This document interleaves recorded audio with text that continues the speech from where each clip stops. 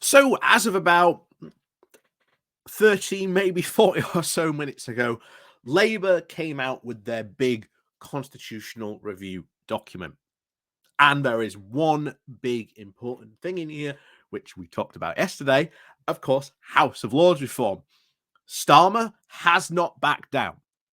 Even though Labour peers have warned him of the potential spending of political capital, and we talked about how dangerous that can be, or at least, where Labour might come in and have all these, very different priorities that people think, cost of living crisis, etc., etc. People will want to see action on those. But if they see Labour being bogged down in a political quagmire or a constitutional one, trying to sort out the House of Lords reform, people are not going to be happy that they're not addressing their concerns, their big concerns on their mind. Now, I've always said readdressing the House of Lords and reforming it is the right thing to do. We need to sort of move forward in that direction. And I'm really, really glad that Starmer has pointed out all these reforms are first term Labour priorities. That is good, because that was a worry that I had yesterday as well, that these may not be. Now, once we get access to this document, I will probably on Wednesday certainly be going through it on Wednesday on our Wednesday live stream, looking through that. So that will be fun. Going through and having a look at that, seeing what else they had to do, because there was a lot about devolution, which I think is also really, really good and really, really important. But today we're really going to focus on the House of Lords reform, because I've said this a lot. If we change, obviously, the Westminster voting system to a PR system, that will bring in big political changes. But if we change the House of Lords into a proportional representation system and make it, as Starmer has now said, a House of Regional Representatives based on proportional representation, this is good. This is going to be a big, big change in British politics. Trust me on this one. It's going to be big. So we're going to go quickly into this article, find out a bit more about it, what the reaction has been.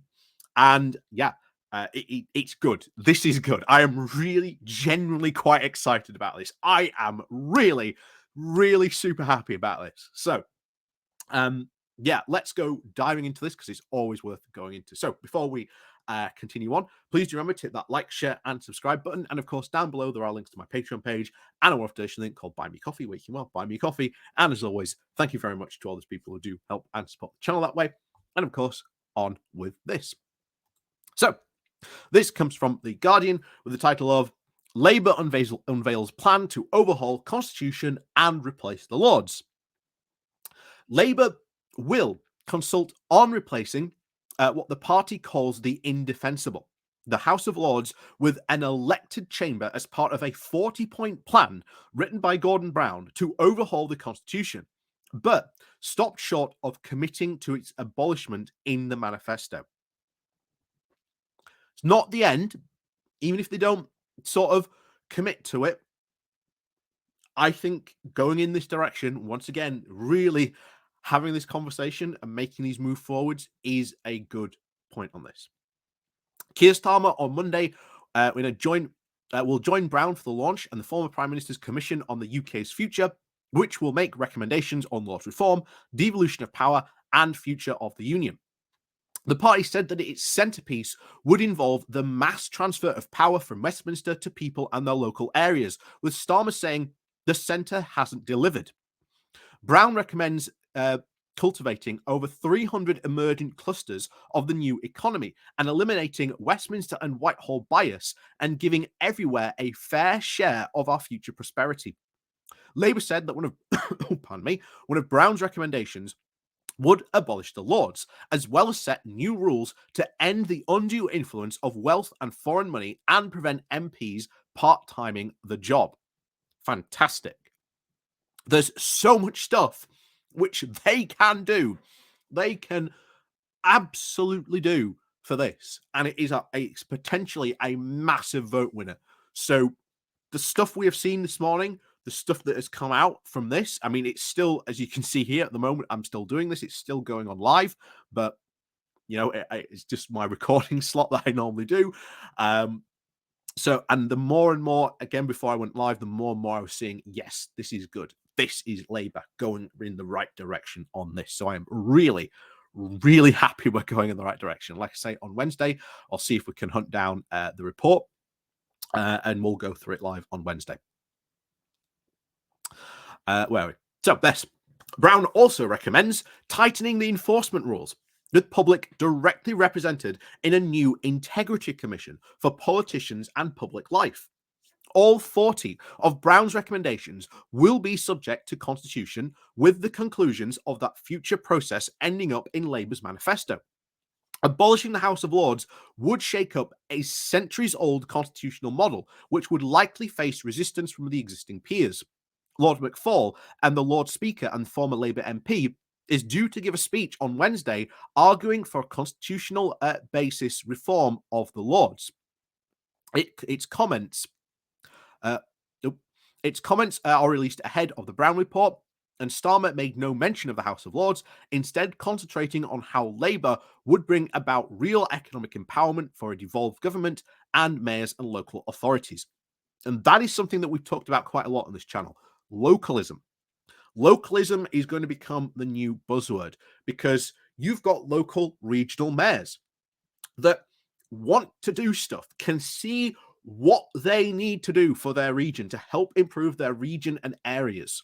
They just do not have the power to do it because we are all centralized so much in Whitehall that it just won't be allowed to do. And certainly the Conservatives do not want, giving power or doing something that Andy Burnham wants to really do that would massively improve Manchester, because, well, the Conservatives are never going to give that power to a Labour mayor.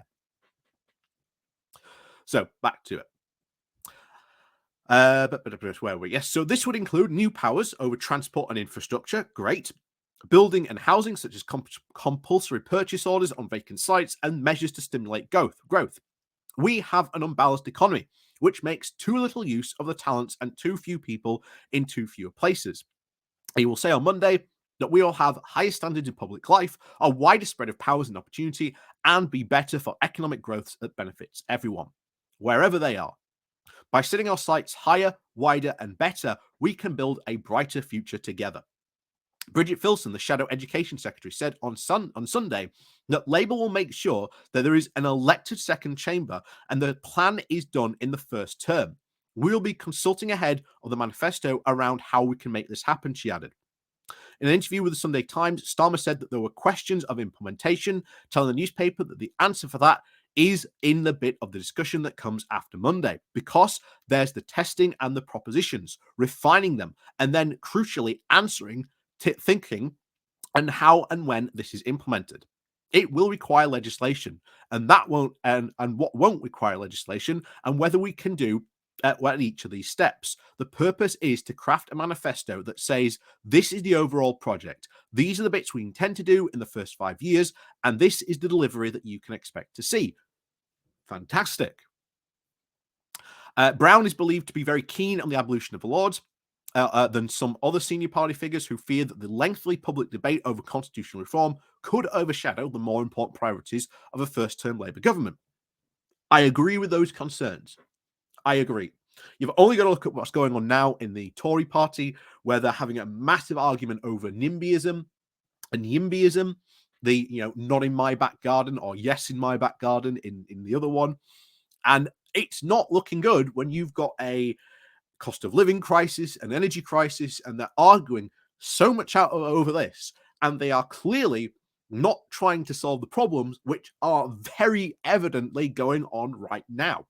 So I agree, and that is something that Labour cannot fall into the trap of. But it's also something that has to be very, very decisive over.